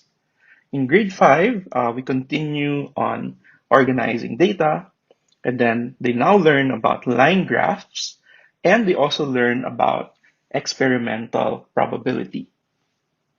And finally, in grade 6, they learn about pie graphs, listings and diagrams of favorable outcomes from probabilistic experiments, and they also learn about theoretical probability on top of experimental probability. So we actually see two main themes on these grade school topics. The first theme is about organizing data. So when you have data, you can organize them through graphs and charts, like pictographs, bar graphs, line graphs, and pie graphs. And the second theme is about introducing our students to probability, the notion of uncertainty and likelihood. So these two topics will be what our applications will focus on. The first application that I'd like to discuss with you is our Mathplus Probability app. This is a simple and easy to use app for simulating 3 probabilistic experiments. This enables students to perform repeated experiments easily and quickly. Of course, another advantage is that our students will not need to have the actual tools to perform these probabilistic experiments because they can just perform the experiments within the app. So, before we continue, of course, I'd like to present to you how you can get access to the Mathplus Probability app.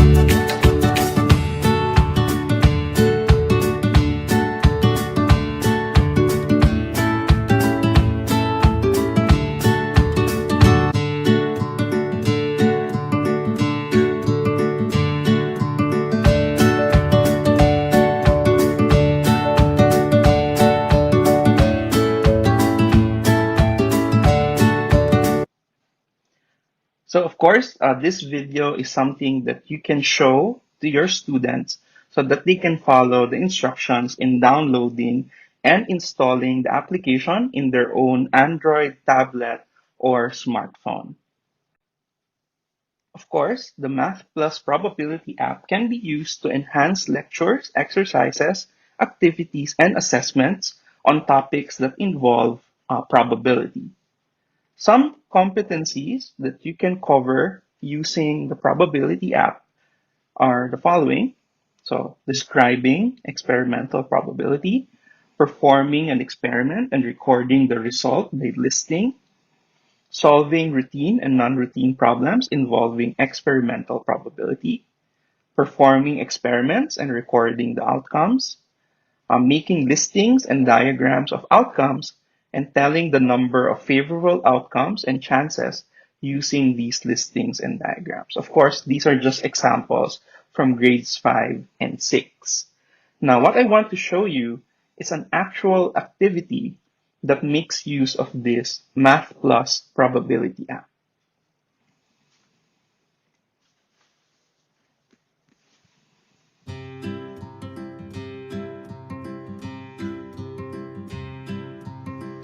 Hi class, I'm glad to have you here today.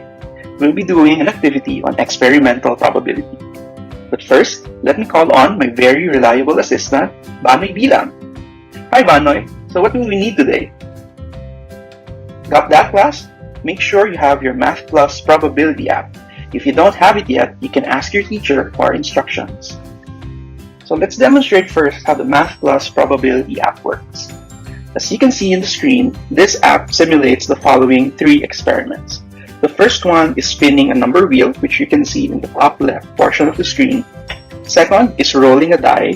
And third is drawing a card from a standard deck of 52 cards. Now, you can input number of trials. This will specify how many times you want the experiments to be repeated. So let's try that out. Let's just input 1 for now, and let's click perform the experiment. So you can see in the bottom portion the outcomes of the 3 experiments. So for the number wheel, you can see that the result is 12, the die is 6, and card is the ace of diamonds. Now, what do these 3 experiments have in common? Banoy? That's right, Banoy. The outcomes are uncertain. When those 3 experiments are performed, we don't know what their outcomes will be. That's what makes them uncertain. We are not 100% sure about the outcomes. But we can use mathematics to describe the likelihood of the outcomes of the experiments. We can use what we call the experimental probability of an event. So this experimental probability can allow us to understand the likelihood of outcomes by first repeating the experiment many times. When we repeat the experiment many times, we can compute the experimental probability of an event using the formula shown in the screen.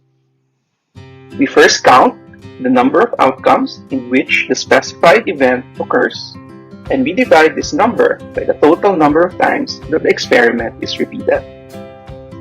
Now, let's try an example. Let's just focus on the die rolls. We'll do 10 trials and record the outcomes in this table. So, let me input 10 as the number of trials. Okay. And then let's tap perform the experiment. So let's look at the outcomes. We first have 6, and then 1, and then 2, and 4, 3, 6, 5, 4, 3, and 5. So we've completed recording the outcomes of the 10 trials. We can now use this table to compute the experimental probability of each outcome. For example, we got 1 time out of the 10 trials, so its experimental probability is 1 over 10. On the other hand, we got 5 2 times out of the 10 trials, so its experimental probability is 2 over 10, or if you want to simplify, that's equal to 1/5. Oh, it seems Banoy also has some questions for us. Okay, Banoy's question for us is, how about the experimental probability of the die roll being even? Well, among the 6 possible outcomes, we have 2, 4, and 6 as even outcomes. And as we can see in the table, there are 5 outcomes in which the die roll is even. So, the experimental probability that the die roll is even is equal to 5 over 10, or 1/2. Do you have one more question, Banoy? How about the experimental probability of the die roll being less than 3? Well, among the 6 possible outcomes, those that are less than 3 are 1 and 2.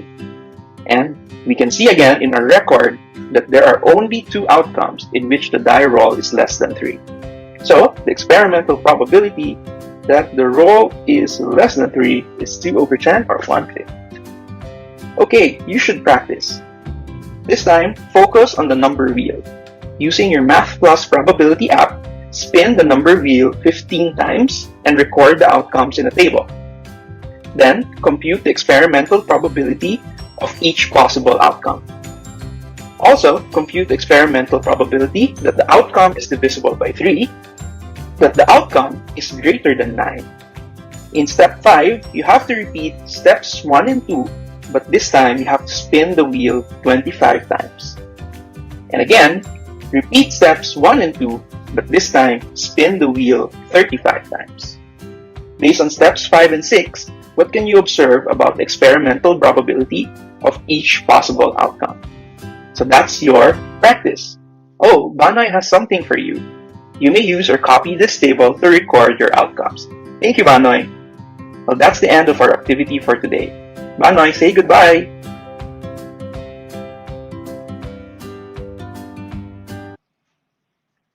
Okay, so let's now proceed to our second application, which is actually a web application called Censo Escuela Pilipinas, or SEP. Now, if you've been in our previous webinars, you should already be familiar with SEP. It is an online platform for gathering, storing, and accessing data for learning and teaching statistics. Now, for those who have not yet heard of SEP or those who haven't gotten the chance to try out SEP yet, I'm excited to share with you that we've actually polished some aspects of the platform, and I want to share that with you today.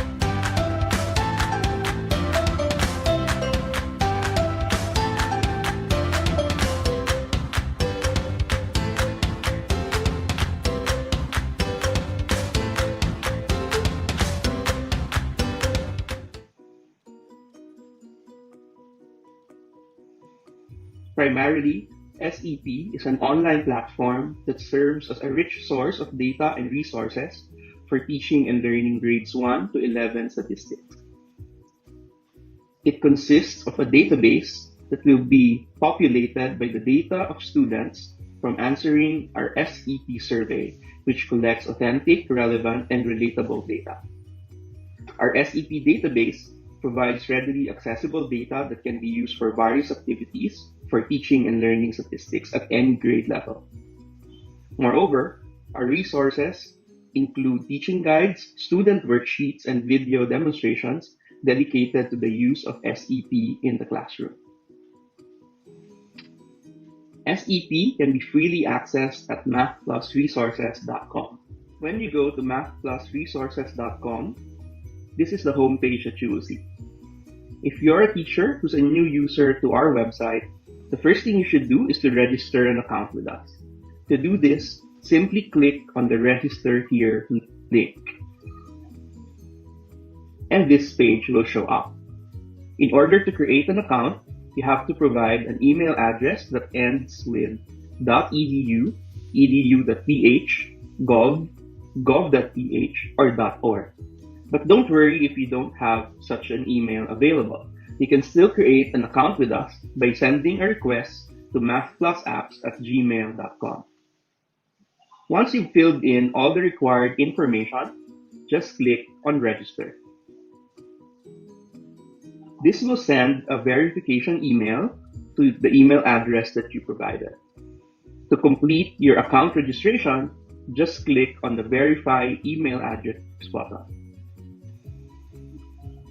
With your account registration completed, you can now log in to SEP. Once you're logged in, you will see the teacher section shown in the screen.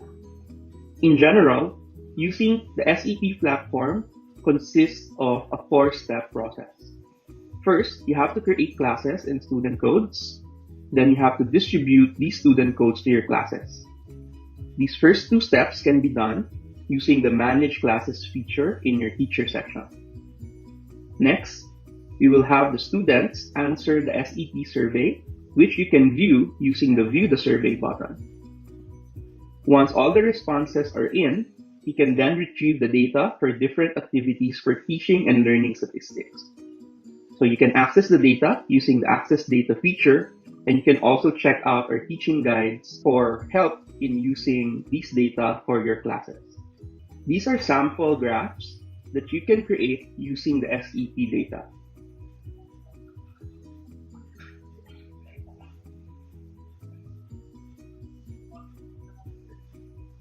Once again, you can access SEP for free at mathplusresources.com.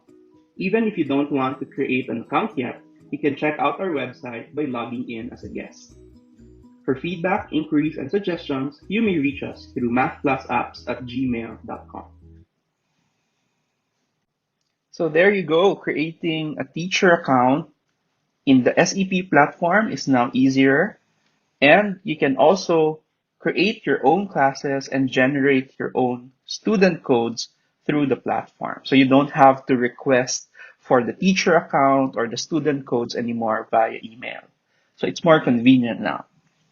So as you saw in the end of that presentation, the SEP database provides teachers and students with data sets that they can readily use. In particular, for the elementary levels, the data can be used for constructing pictographs, bar graphs, line graphs, and pie graphs. And the idea behind the SEP platform is that because the students are working with data that they are familiar with, that they can relate with because they're part of the data collection process, then they develop a natural curiosity towards these data sets. And so we hope that they become more engaged in learning these lessons and organizing the data using one of these graphs.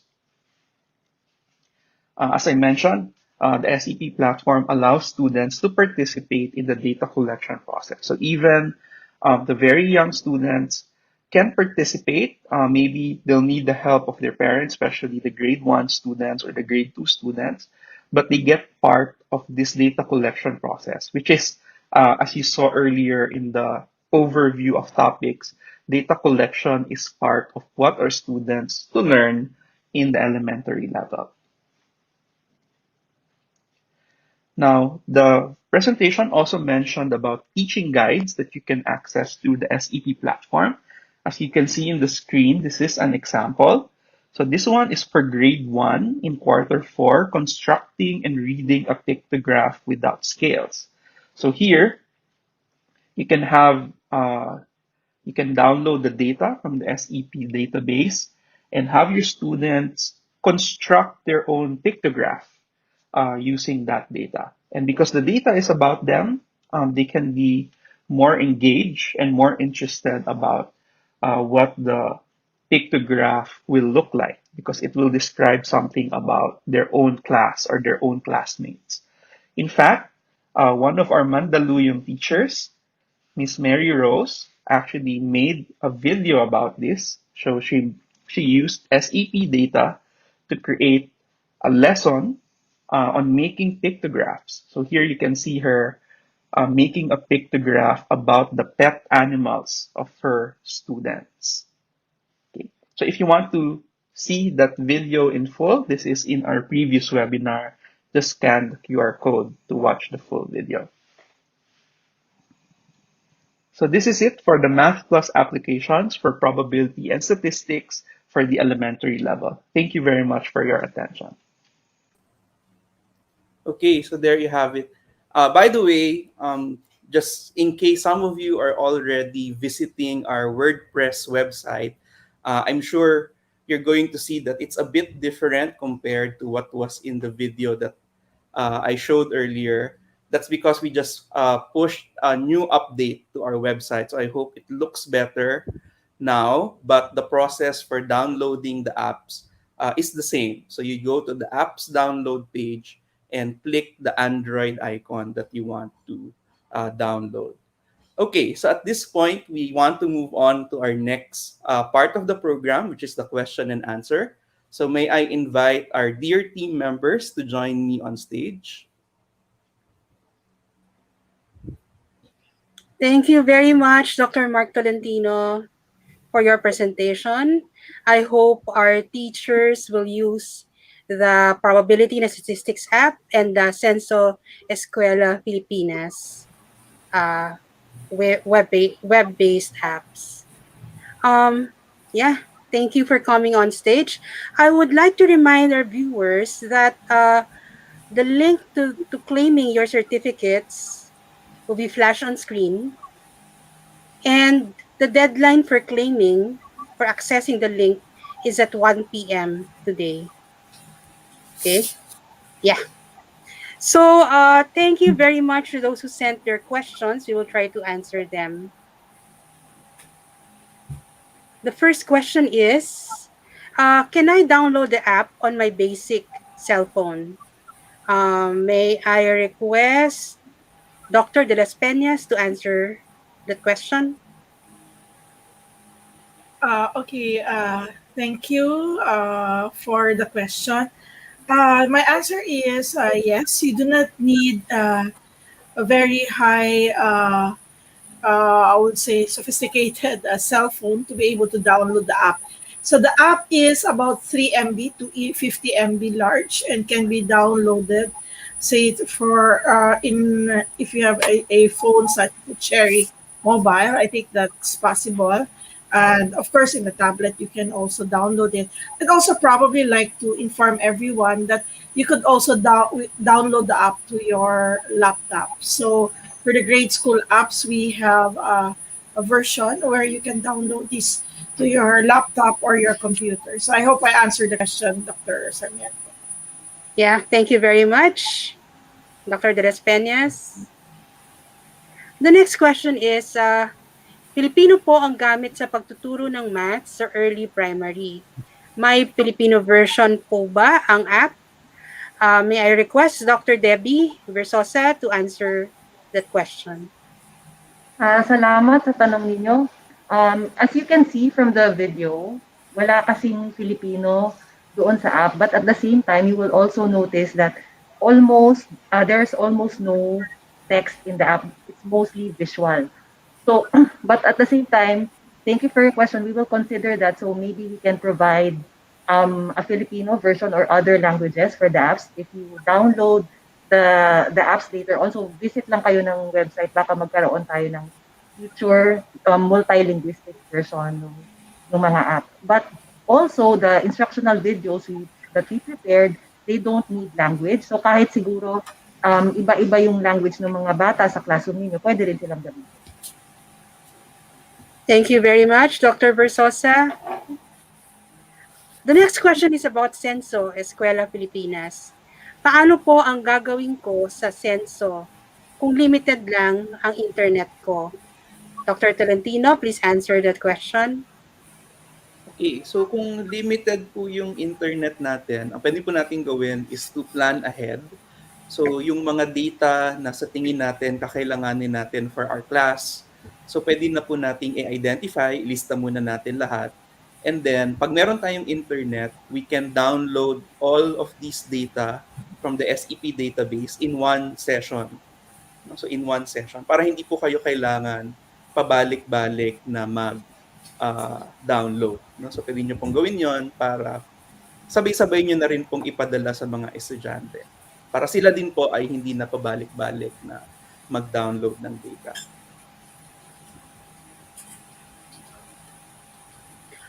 Another question is, paano ko po ma-download ang mga apps para sa anak ko? Question yata ito ng isang parent. Maybe Dr. Agnes Garciano will help us answer the question. Actually, mukhang nasagot kanina yan dun sa mga presentations. Pero pwedeng pumunta kayo dun sa Mathplus Resources na website. Yung mga pinakita kanina na website. Pagkatapos, pwede kayong mag-create ng account. Tapos, pag meron na kayong account, pwede naman kayong mag-download. At you can download it in your smartphone or tablet or the PC of your children. So, pwede niyong gawin yon para sa kanila. Thank you, Dr. Garciano. Okay. There's one question, no? It's about ano yata? Senso. I created an account but need verification in my email. 3 times na po ako nag-try, wala pa din po na-send sa email ko for verification. May I request Dr. Tolentino to answer that question? Yes, Ma'am Mylene. So thank you po for your question. Pasensya na po. I think yung una pong pwede nating gawin, tingnan po natin sa ating email kasi yung ibang email accounts po masyadong secure. So maaari pong yung verification email natin ay nag-end up sa ating spam folder. So make sure po na i-check nyo rin yung spam folder kasi baka nandoon po yung email. Kung hindi nyo pa rin po makita sa spam folder, padala nyo po kami ng email sa mathplusapps@gmail.com para ma-assist po namin kayo sa paggawa ng account. So, thank you po. Thank you, Dr. Tolentino. Baka tanong din yan ng marami, no? So, I'm sorry we don't have so much time to answer further questions. You may reach us through our Facebook page, also through the email, which we flashed on screen so many times during our presentations. To give the closing remarks, we have our project team leader, Dr. Maria Luis Antoinette de las Peñas.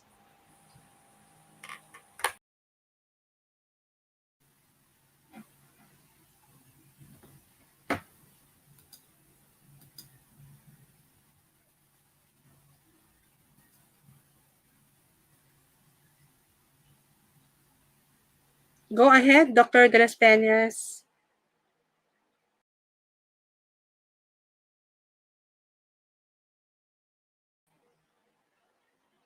Dr. de las Peñas.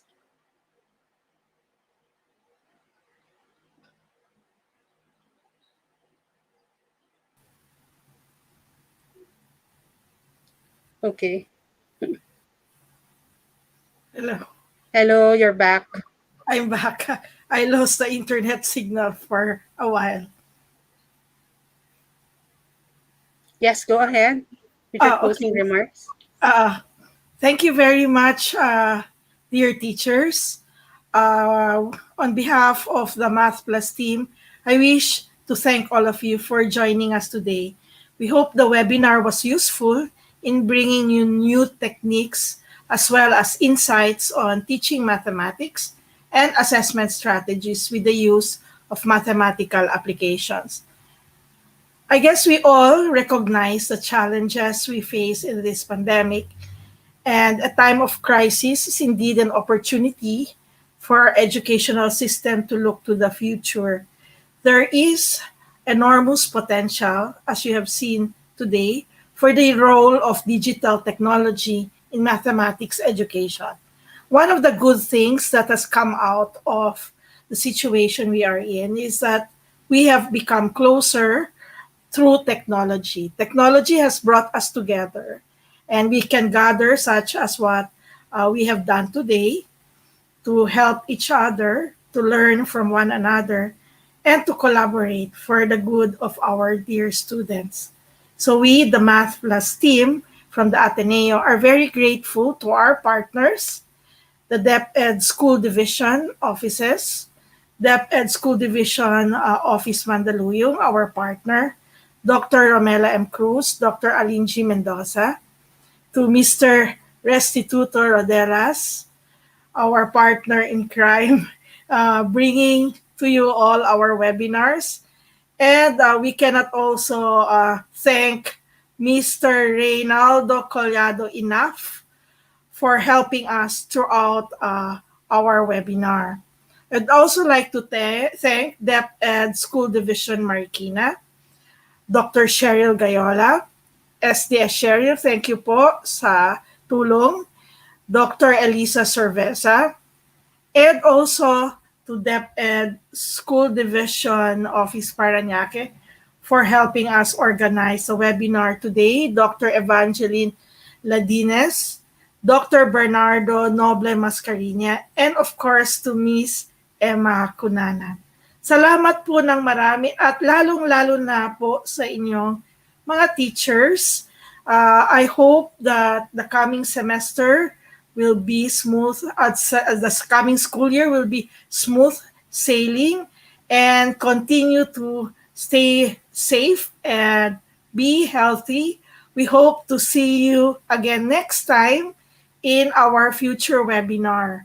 So please stay tuned to our website and our other social media channels for more updates. Salamat po and thank you. Bye!